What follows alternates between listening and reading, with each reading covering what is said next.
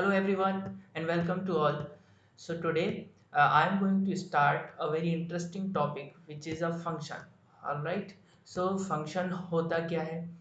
तो बेसिकली मैं एक चीज़ बोलना चाहूँगा जब भी मैं कोई भी टॉपिक स्टार्ट करता हूँ तो मैं हमेशा अपने स्टूडेंट से बोलता हूँ कि भाई देखो, सबसे पहले तो उस टॉपिक का नॉलेज लो कि उस टॉपिक में एक्चुअली है क्या, वो टॉपिक बोलना क्या चाहता है ना। तो ये बहुत ही इम्पोर्टेंट होता है हमारे लिए। यदि हम इस टॉपिक को जान लेते हैं कि अच्छा ये मीनिंग है इसका, ये काम है इसका, ना ये प्रैक्टिकल यूज हो सकता है रियल लाइफ में इसका, तो हमें ज़्यादा कुछ नहीं बट हाँ इंटरेस्ट बढ़ जाता है मेरा उस टॉपिक के लिए, है ना। फिर हम उसको इंटरेस्ट से पढ़ते हैं, not a boring way. So alright, function शुरू करता हूँ। फंक्शन यदि आपको समझना है तो बिल्कुल रफ लैंग्वेज यदि मैं यूज़ करूँ तो आपने देखा होगा मेरे पास कोई एक फैक्ट्री है। फॉर एग्जांपल मेरे पास एक फैक्ट्री है। ऑलराइट, अब इस फैक्ट्री में अब इस फैक्ट्री में मैं क्या करूँगा, कुछ इसमें रॉ मटेरियल दूंगा। एज यूजुअल सभी लोग जानते भी हैं ये चीज़, है ना। कोई फॉर एग्जांपल हमारा पेन बनाने वाली फैक्ट्री भी है तो उसमें सबसे पहले कुछ रॉ मटेरियल लगता है। देन उसके बाद हमें कुछ मेरा मतलब कुछ ऐसा मटेरियल मिलेगा जो मिक्स होगा, जो अनएक्सपेक्टेड भी होगा और हाँ जो रिक्वायर्ड भी नहीं होगा। तो यहाँ पर कुछ मिक्स मटेरियल मिल जाएगा, है ना, mix material. Alright, and also यदि यहाँ पर मिक्स मटेरियल से मैं कुछ थोड़ा सा फिल्टर कर दूं तो यहाँ पर फिर बाद में मुझे जो है मेरा रिक्वायर्ड मटेरियल मिल जाना है ना। तो ये प्रोसेस तो मेरे ख्याल से सभी लोग जानते भी होंगे। एक फैक्ट्री में सबसे पहले रॉ मटेरियल देते हैं, कुछ इसको हम ऐसा बोल सकते हैं ना, इस रॉ मटेरियल को मैं ऐसा भी बोल सकता हूँ कि मैंने कुछ इनपुट दिया है। ऐसे ही इस फैक्ट्री से फिर मुझे कुछ मिक्स्ड मटेरियल मिल जाएगा। इस मिक्स्ड मटेरियल में से यदि मैं थोड़ा सा फिल्टर कर दूं कुछ प्रोसेस के थ्रू, आप केमिस्ट्री फिजिक्स में पढ़ते भी होंगे, तो कुछ फिल्टर कर दूं तो मुझे फिर रिक्वायर्ड मटेरियल मिल जाएगा। ऑल राइट, तो ये जो रिक्वायर्ड मटेरियल मिला है तो मैं इसको कुछ ऐसा बोल सकता हूँ ना, आउटपुट मिला है ना? मुझे नहीं लगता इसमें किसी को कोई प्रॉब्लम होगी। ठीक है, तो मेरा जो फंक्शन होता है ना बेटा बिल्कुल सेम इसी के जैसा वर्क करता है। अब ये फैक्ट्री है, इस फैक्ट्री को आप अज्यूम कर लो कि दिस इज अ फंक्शन। ठीक, इस फंक्शन में अब कुछ इनपुट दूंगा मैं। ऑलराइट, इस फंक्शन में कुछ इनपुट दूंगा बिल्कुल सेम। अब इस इनपुट को मेरी स्टैंडर्ड लैंग्वेज, अब हम स्टैंडर्ड लैंग्वेज पढ़ेंगे, मैं इसे स्टैंडर्ड लैंग्वेज में क्या बोलूँगा, मैं इसको बोलूँगा this is a domain. Alright, और फिर इसी के बाद मुझे कुछ अनएक्सपेक्टेड मटेरियल भी मिल गया ना, कुछ रिक्वायर्ड कुछ अनरिक्वायर्ड मटेरियल, दोनों का कॉम्बिनेशन मिला ना। जी हाँ, यहाँ भी बिल्कुल वैसे ही होता है। तो इसके बाद आता है आपका इस अनरिक्वायर्ड वाले मटेरियल को आप ऐसा बोल सकते हो कि ये मेरा कुछ कोडोमेन है। अब ये नए वर्ड से थोड़ी देर बाद आप फेमिलियर हो जाओगे, बट हाँ अभी फिलहाल तो आप थोड़ा सा समझ लो कि कोडोमेन है क्या। मिक्सअप होता है रिक्वायर्ड मटेरियल और अनरिक्वायर्ड मटेरियल का। ठीक है, फिर जो मिलता है लास्ट में रिक्वायर्ड मटेरियल मिलता है उसको हमने क्या बोला है, आउटपुट। और in the sense we can say that output as a range. Is it clear? तो मैं आउटपुट को रेंज भी बोल सकता हूँ, मुझे नहीं लगता है इसमें किसी को कोई प्रॉब्लम होगी। ऑलराइट, तो बेसिकली फंक्शन अब वर्क कैसे करेगा, तो कुछ इस तरीके से करेगा, कुछ उसमें इनपुट देंगे, कुछ हमें आउटपुट मिलेगा, वो आउटपुट हमें कुछ कोडोमेन से निकालना रहेगा और उसी को हम रेंज बोलेंगे। ये सारी चीजें तो समझ में आ गई होंगी। ठीक है, अब देखो थोड़ा सा और आगे बढ़ते हैं। तो मैं अब थोड़ा सा कुछ सर नोटेशन वगैरह बता दीजिए, कुछ बुकों में अलग अलग तरीके से कुछ लिखा रहता है भाई। जी हाँ, तो उसके साथ ही मैं आपको फेमिलियर कराना चाहूँगा।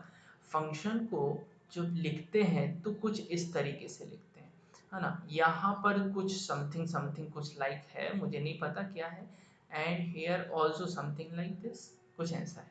ठीक, ये जो है यहाँ पर जो बैठा है ये होता है मेरा इनपुट। लिसन केयरफुली ना, this one is input and the input as like we can say that this is domain. All right, now यहाँ पर जो बैठा हुआ है उसको मैं बोलता हूँ आउटपुट। एंड आउटपुट को मैं कुछ इस तरीके से बोल सकता हूँ कि ये क्या है मेरा, ये मेरा एक रेंज है ना। लेकिन हाँ, सॉरी सॉरी सॉरी, एक मिस्टेक है। यहाँ पर जो बी है, इस बी को मैं आउटपुट नहीं बोलता। ठीक है ना बेटा, ये थोड़ा सा गड़बड़ है। इस बी को मैं आउटपुट नहीं बोलता, इस बी को मैं हमेशा आपका कोडोमेन बोलूँगा, है ना। डोंट बी कंफ्यूज्ड, यहाँ कंफ्यूज मत होना, यहाँ रेंज अभी नहीं आई है, ठीक है। तो यहाँ पर यदि मेरा फंक्शन कुछ इस तरीके से लिखा जाता है तो मैं कुछ ऐसे बोलता हूँ इसको, है ना। चलो अब देखते हैं भाई और क्या क्या हम इसमें पढ़ सकते हैं। अच्छा ये जो है अफसर इसको पढ़ेंगे क्या, ये जो डबल डॉट लिखा हुआ है ना, इसको हम थोड़ा स्टैंडर्ड लैंग्वेज में क्या बोलते हैं, कॉलन, है ना। इसको बोलते हैं हम कॉलन। और मैं यदि इसको पढ़ूंगा तो मैं कैसे पढ़ूंगा, कॉलन और सच दैट, मैं इसको बोल सकता हूँ सच दैट, ठीक है। तो सच दैट बोलूँ या कॉलन बोलूँ, दोनों का मीनिंग बिल्कुल सेम ही रहेगा। अब एफ पढ़ूंगा कैसे, पढ़ी ना वो भी जरूरी है। F such that A tends to be where A is a input and B is a codomain. Now if you think about that where is range, अब आपके माइंड में आ रहा होगा सर रेंज कहाँ गई, अभी तक तो आप बता रहे थे रेंज मिलेगी, लेकिन बेटा हमने आपको बताया है कि कोडोमेन से निकालने के बाद आपको रेंज मिलेगी, आपको डायरेक्ट रेंज नहीं मिलेगी। बात समझ में आई, इसलिए मैंने यहाँ नाम भी मेंशन किया। तो ये है मेरे फंक्शन की कहानी। फंक्शन का काम क्या रहता है, अब यूजेस भी आप इसके समझ ही गए होंगे, कितना अच्छा यूज हो सकता है इसका, है ना, कितनी हेल्प कर सकता है ये हमारी, बहुत हेल्प कर सकता है, बहुत। ठीक है। सो अब यहाँ पर कुछ वर्ड आए हैं, डोमेन, एक आया है कोडोमेन, एक आया है रेंज। इसको यदि मैं थोड़ा सा और प्रैक्टिकल वे में बताना चाहूँ कि ये कैसे होते हैं, तो आप ऐसा समझ लो, कोई भी फंक्शन का एक मैपिंग डायग्राम जो आपने प्रीवियस क्लासेस में पढ़ा भी होगा, कुछ मैपिंग डायग्राम कुछ इस तरीके का भी होता है ना। कुछ ऐसा हम डायग्राम बनाते हैं। यहाँ पर जो A है फॉर एग्जांपल यहाँ है, जो B है वो यहाँ है, मतलब यहाँ पर जो है वो डोमेन है, यहाँ पर क्या है मेरा कोडोमेन है। फॉर एग्जांपल A में मेरे कुछ एलिमेंट हैं, A जो सेट है उसमें कुछ एलिमेंट है, something like this A B and C, and in the set B कुछ और एलिमेंट है, समथिंग लाइक 1 2। अब A जो है वो कनेक्ट होता है 2 के साथ, B जो है वो कनेक्ट होता है 1 के साथ। बात समझ में आ रही है, ए 2 के साथ कनेक्ट हुआ, बी 1 के साथ कनेक्ट हुआ।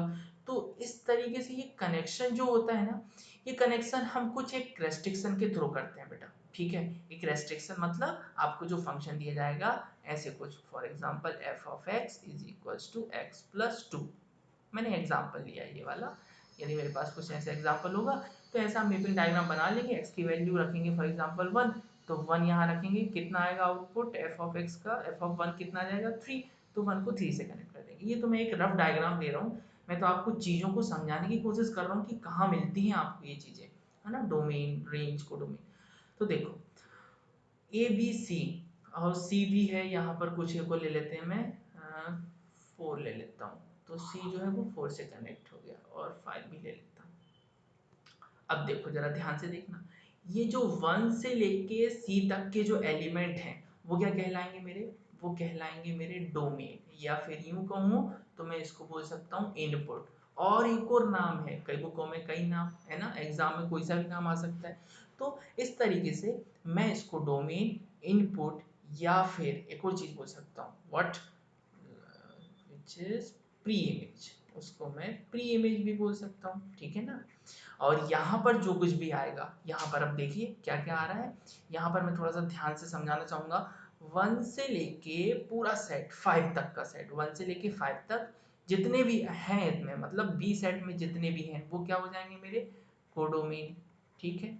लेकिन अब सर रेंज क्या है, जी हाँ मैं उसको थोड़ा अच्छे से बताऊंगा आपको कि रेंज क्या है, वो देखिएगा आप।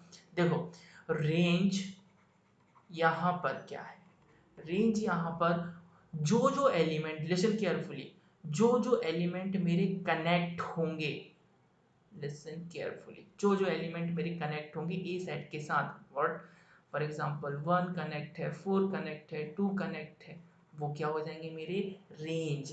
और इन्हीं को मैं बोल सकता हूँ आउटपुट, या इसी का एक और नाम होता है इमेज। बात समझ में आई कि नहीं, इसी का एक और नाम होता है इमेज। तो ये चीजें बहुत इंपॉर्टेंट होती है, ठीक है। सो बेसिकली मैं कंक्लूड करता हूँ, फंक्शन, फंक्शन होता क्या है, फंक्शन क्या होता है। अच्छा यदि आपको स्टैंडर्ड डेफिनेशन भी लिखनी है फंक्शन की, तो function we can say that function is a special type of a relation मैं ऐसा बोल सकता हूँ कि फंक्शन जो है एक स्पेशल टाइप हो जाएगा रिलेशन का, है ना। फंक्शन की डेफिनेशन, फंक्शंस का प्रैक्टिकल यूज, फंक्शन होता क्या है, फंक्शन में क्या क्या एलिमेंट मिलेंगे मुझे, डोमेन, कोडोमेन, रेंज, ये सारी चीज़ें यहाँ इस स्लाइड में क्लियर हो गई हैं। Is it clear? मेरे ख्याल से यहाँ तक किसी को कोई डाउट नहीं होगा। ऑलराइट, चलो। सो नेक्स्ट नेक्स्ट स्लाइड में मैं देखता हूँ कि भाई मेरे पास फंक्शन में एक्चुअली है क्या, और फंक्शन में मेरे पास और एक और चीज हो सकती है, वो क्या है वो देखना पड़ेगा मुझे। ऑलराइट,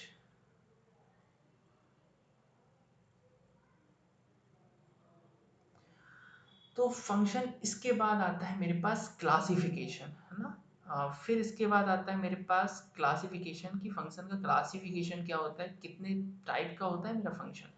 तो क्लासिफिकेशन में भी बड़ा इंपॉर्टेंट है, क्योंकि क्वेश्चन में जब IIT जेई में क्वेश्चन जो आता है वो इस क्लासिफिकेशन वाले पार्ट से ही आता है ना, one one many one onto. तो क्लासिफिकेशन जो है फंक्शन का कुछ इस तरीके से होता है। फॉर एग्जांपल फर्स्ट जो है, फर्स्ट में लेता हूँ one one function. One one function को यदि मैं थोड़ा सा मैपिंग डायग्राम के थ्रू समझना चाहूँ तो थोड़ा सा इजी लगता है मुझे, है ना, और काफ़ी स्टूडेंट्स को ये इजी लगता है। कैसे होता है, तो इसका सिंपल सा एक वचन याद रख लो। क्या है इसका वचन, कि वन की मैपिंग जो है एक एक से ही कनेक्ट होना चाहिए। फॉर एग्जांपल यहाँ ABC लिखा हुआ है, यहाँ पर PQR लिखा हुआ है, तो A Q के साथ कनेक्ट, B के साथ कनेक्ट, C R के साथ कनेक्ट हो गया। मतलब हर एक एलिमेंट एक ही एलिमेंट के साथ कनेक्ट हो रहा है। That means this is a one one function. In short we can say that one maps with one, one maps with one, we can say that कि एक एलिमेंट के साथ कनेक्ट हो रहा है।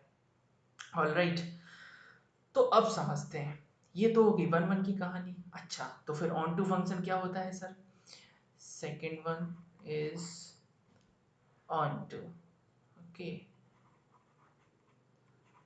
ऑन टू फंक्शन को समझने के लिए मैं फिर से एक और मैपिंग डायग्राम बनाना चाहूँगा। उसको समझने के लिए मैं सिर्फ एक ही चीज़ बोलूँगा कि आपका कोई भी एलिमेंट, यहाँ पर ये जो है ये कौन सा सेट है, ये A ये B है। फॉर एग्जांपल ये डोमेन से डिज़ाइन होता है, ये कोडोमेन से डिज़ाइन होता है। ऐसे ही कुछ यहाँ पर डिज़ाइन कर देता हूँ मैं, ये डोमेन से डिज़ाइन हो गया, कोडोमेन से डिज़ाइन हो गया। यहाँ पर कुछ ऐसे एलिमेंट हैं, यहाँ पर भी कुछ ऐसे एलिमेंट, वॉटेवर कुछ भी हो सकते हैं। वन का ए के साथ, टू बी के साथ, ओके थ्री का भी कुछ पी ले लेता हूँ, पी के साथ कनेक्शन हो गया किसी एक कंडीशन के थ्रू। ठीक है, सो ऑन टू फंक्शन के लिए क्या होता है, ऑन टू फंक्शन के लिए सिंपल सा एक फंडा याद रखिएगा, बी सेट में कोई भी एलिमेंट खाली नहीं होना चाहिए। In short we can say that यदि यहाँ पर कोई भी एलिमेंट खाली नहीं हुआ तो यहाँ के जितने भी एलिमेंट हैं मतलब कोडोमेन, वो इक्वल हो जाएंगे रेंज के साथ। रेंज मतलब क्या होता है, जितने भी कनेक्टेड एलिमेंट है, तो वो सारे एलिमेंट जितने कनेक्टेड हैं उतने बिल्कुल सेम है जितने कोडोमेन में, मतलब कोई भी खाली नहीं बैठा है कोडोमेन में, है ना। यहाँ वाला एलिमेंट होता है कोडोमेन, यहाँ वाला सेट जो होता है वो कोडोमेन से डिजाइन होता है। इसका मतलब ये जो है अब एक ऑन टू फंक्शन की कंडीशन शो करेगा कि ऑन टू फंक्शन क्या हो जाएगा, मतलब codomain onto function condition क्या होती है कि कोडोमेन आपका रेंज के इक्वल होना चाहिए। और यहाँ मैपिंग डायग्राम में क्लियर देख रहे हैं, बिल्कुल ऐसा हो रहा है। ठीक है ना, यदि यहाँ पर इन मान के चलो यहाँ पर कुछ एक खाली हो गया होता है, ये अलग से बता रहा हूँ मैं, एक अलग से यहाँ पर फॉर एग्जांपल यहाँ पर कुछ W बैठा होता जो खाली सेट है ना, बिल्कुल B सेट में ही आता। ठीक, यदि यहाँ पर कोई खाली बैठा हुआ है जो कनेक्टेड ही नहीं है किसी के साथ, इसका मतलब ऐसे सेट्स को, ऐसे कनेक्शंस को हम क्या बोलते हैं फिर, इनटू फंक्शन। ठीक है, मतलब यदि यहाँ पर कोई खाली बैठा हुआ है, इसका मतलब वो एक इनटू फंक्शन को शो करेगा। कोडोमेन में कोई भी एक एलिमेंट, एक या एक से ज्यादा खाली बैठ गया जो कनेक्टेड नहीं हुआ, तो उसको मैं बोलूंगा इनटू फंक्शन ना। मुझे नहीं लगता इसमें और थोड़ा डायग्राम बनाने की जरूरत है ना। Next one is many one function. Many one function, अब जब सारी चीजें क्लियर हो गई तो मेरे ख्याल से यहाँ पर इसमें तो समझ में आ ही गया होगा कि मैनी वन फंक्शन क्या होता है। मैनी वन फंक्शन को समझने के लिए क्या देखना है, मैनी वन फंक्शन में देखो, फॉर एग्जाम्पल फिर से एक मैपिंग डायग्राम के थ्रू बताना चाहूँगा, थोड़ा सा इजी लगेगा आप लोगों को। मैनी वन फंक्शन में यदि मेरे पास कुछ ये इस तरीके का है, A B something like this, है ना। ए है यहाँ पर बी है, यहाँ पर सी है, यहाँ पी है, यहाँ क्यू है। तो भाई मैनी वन फंक्शन के लिए इन शॉर्ट यदि मैं थोड़ी स्टैंडर्ड लैंग्वेज यूज करूँ, तो यदि बी पी के साथ कनेक्ट है तो सी भी यदि क्यू के साथ कनेक्ट हो गया या पी के साथ कनेक्ट हो गया, मतलब ए और सी एक एलिमेंट के साथ ही कनेक्ट हुए, इसका मतलब मैनी वन फंक्शन में क्या बता रहा है कि मैनी, यदि मैं कीवर्ड लिखना चाहूँ इसका, तो many connected with one, many connected with one, we can write कि मैनी वन फंक्शन के लिए मैं क्या बोल सकता हूँ कि मैनी कनेक्ट हो सकते हैं, many elements can be connected with one element. Is it clear? ये हो जाएगा आपका एक मैनी वन फंक्शन। ठीक है, कीवर्ड्स समझ में आ गए होंगे, one one, many one, onto, into, ये चार तरीके के फंक्शन हमने समझ लिए। अच्छा, इनका एक एक नाम और याद रख लेना, क्योंकि अलग अलग बुकों में अलग अलग नाम भी आ जाता है, मीनिंग सेम है। वन वन को हम एस नाम से भी पुकारा जाता है, इंजेक्टिव। ठीक, ऑन टू को सब्जेक्टिव नाम से भी पुकारते हैं। ठीक है, एंड इनटू को इनटू से ही, एंड मैनी वन से ही, और कोई नहीं है। हाँ, ऐसा हो सकता है कि मैनी वन को कई बार बाइजेक्टिव फंक्शन भी बोल सकते हैं, sorry sorry sorry sorry, bijective function नहीं बोल सकते, मैं गलत हूँ ना। बाइजेक्टिव फंक्शन ऐसा फंक्शन होता है जो वन वन भी होता है और ऑन टू भी होता है। यदि आई गया है तो उसको भी मैं बता ही देता हूँ कि बाइजेक्टिव फंक्शन किसको बोलते हैं। बाइजेक्टिव फंक्शन क्या होता है? बाइजेक्टिव फंक्शन मतलब आपका वन वन भी होगा, वन वन फंक्शन भी होगा, प्लस ऑन टू फंक्शन भी होगा, है ना, उसको मैं बोलूँगा एक बाइजेक्टिव फंक्शन। अभी फिलहाल इतना नॉलेज आपके लिए काफ़ी है कि चीज़ों को समझना है कि क्या होती हैं, फिर धीरे धीरे, अभी तो मैंने बताया है आपको क्या, एक मैपिंग तरीका, है ना। अभी मैंने आपको सिर्फ मैपिंग वाला बताया, मैपिंग डायग्राम में आपको आइडेंटिफाई करना है कि कौन सा फंक्शन है, तो आप बड़े आराम से आइडेंटिफाई कर सकते हो। अब मैं थोड़ा सा इसका और नॉलेज देना चाहूँ जो जेई में काम आता है आपको, तो वो और लो, उसमें आपको समझना कि यहाँ पर आप किस तरीके से डील कर सकते हैं। यदि इसको चेक करने का तरीका आ गया, है ना, हाउ वी चेक, चेक कि भाई कौन सा फंक्शन वन वन है, कौन सा मैनी वन है। तो फिलहाल तो मैं आपको वन वन का तरीका बता रहा हूँ, वन वन फंक्शन को चेक करने का क्या प्रोसेस होता है। So first we can mention here for one one, one one function को चेक करने के लिए क्या कर सकते हैं। वन वन फंक्शन को चेक करना है तो सबसे एक सदाबहार चीज जो एनसीईआरटी में भी बड़ी पॉपुलर है, आप देख लो उस फंक्शन में x1 रखने पे और x2, x1 x2 कोई भी रैंडम वैल्यू, है ना, राम आएगा यहाँ पर 1 ले लेगा x1 की वैल्यू, यहाँ पर सीता आएगी तो यहाँ पर 2 ले लेगी, यहाँ पर यदि मोहन आया तो x1 को 5 ले लेगा, यहाँ पर यदि श्याम आया तो x2 को 8 ले लेगा, डजंट मैटर। क्या उन दोनों पर ऐसा वैल्यू रखने पे और आगे सॉल्व करने पर क्या मुझे x1 is equal to x2 मिल रहा है? क्या मुझे x1 x2 इक्वल मिल रहे हैं? यदि ऐसा मिल रहे हैं तो फिर आप बोल सकते हैं yes this is a one one function, yes this is a one one function, we can say that. Is it clear? दूसरा एक और तरीका होता है जिसको मैं एज अ ट्रिक यूज करवाता हूँ। एक काम करो, आपको यदि चेक करना है कि ये वन वन है या नहीं, तो आप उसकी मोनोटोनिसिटी चेक कर लो, मोनोटोनिक है कि नहीं। मोनोटोनिक फंक्शन आपके हमेशा वन वन फंक्शन होते हैं। मोनोटोनिक फंक्शन मतलब, अब थोड़ा सा हो सकता है किसी को ये नया लग रहा हो, मोनोटोनिक फंक्शन क्या होते हैं? ऐसे फंक्शन जो या तो इंक्रीजिंग हो, याद रखिएगा, या तो इंक्रीजिंग हो या फिर डिक्रीजिंग हो, जो हो सकता है इंक्रीजिंग है या फिर डिक्रीजिंग है, तो ऐसे फंक्शन को हम मोनोटोनिक फंक्शन बोलते हैं, तो वो एक वन वन फंक्शन होते हैं हमेशा। ठीक है, ऑलराइट। और एक और चीज, यदि एक और ट्रिक और समझना है कि भाई वन वन फंक्शन की एक ट्रिक और बता दो सर, तो क्योंकि ऑन टू की भी मैं बताता हूँ तो वन वन की बताना मेरी रिस्पॉन्सिबिलिटी बनती है। आप एक काम करो, आपके ग्राफ में एक हॉरिजॉन्टल लाइन ड्रॉ कर लो, ड्रॉ एन हॉरिजॉन्टल लाइन, आप एक हॉरिजॉन्टल लाइन ड्रॉ कर लीजिए। यदि if this line cut your graph at one point, यदि ये वाली जो लाइन है ये सिर्फ एक पॉइंट पर कट कर रही है ना, then we can say that this is a one one function. Alright, ये ट्रिक है, ये ग्राफ बनाते हैं तब काम आती है। ठीक है, अब देखो एक और चीज, वन वन की कहानी हो गई। ऑन टू फंक्शन को सर कैसे चेक करेंगे? वन वन नहीं हुआ तो फिर तो उसका रैंडम है, सारी प्रोसेस में यदि आपको वन वन नहीं मिला तो लिख देना मैनी वन। हाँ, लेकिन ऑन टू मुझे चेक करना पड़ता है। Now for onto function, onto को यदि मुझे चेक करना है तो सिर्फ और सिर्फ एक ही चीज काम आती है, हमेशा याद रखिएगा कि आपका रेंज, मैंने अभी पहले भी बता दिया ये चीज, रेंज यदि कोडोमेन के इक्वल आ गया तो आप बोलेंगे कि आपका फंक्शन ऑन टू है। अब ये रेंज कोडोमेन के इक्वल आना, ये भी मैं आपको यदि आगे क्लासेस रही तो फिर मैं आपको ये भी बताऊंगा कि इसको आप बड़े आराम से देख सकते हो, इतना लोड लेने की जरूरत ही नहीं। रेंज और कोडोमेन आपके ग्राफ में बड़े आराम से दिख जाती है। मैं सबसे पहले स्टूडेंट्स को मैं ग्राफ क्लियर कराता हूँ, है ना। ग्राफ देख लो कि कैसे हो रहे हैं, कैसे दिख रहे हैं ग्राफ। यदि ग्राफ आपको समझ में आ जाएंगे तो आप बड़े आराम से चीजें दिखा लोगे। ठीक है, ऑन टू के लिए अभी इतना मत समझना, बट मैं अब थोड़ा सा कंक्लूड करने जा रहा हूँ मेरा लेक्चर, दैट्स वाई मैं थोड़ा सा इन शॉर्ट बता देता हूँ ट्रिक। ऑन टू के लिए यदि आपको रेंज कोडोमेन ढूंढनी है तो कुछ नहीं करना रहता, एक बार एक लड़के को यहाँ पर टॉर्च लेके बिठाना रहता है ना, और एक लड़के को यहाँ पर टॉर्च लेके बिठाना रहता है। फॉर एग्जाम्पल यदि मेरा ग्राफ कुछ ऐसा गया है फंक्शन का, तो ये दोनों जगह टॉर्च बना दो, देख लो कहाँ कहाँ इसका रिफ्लेक्शन जा रहा है, इसका रिफ्लेक्शन कहाँ कहाँ जा रहा है। रिफ्लेक्शन कहाँ देखना है आपको? इस y एक्सिस पर देखना है, रिफ्लेक्शन आपको इस y एक्सिस पर देखना है।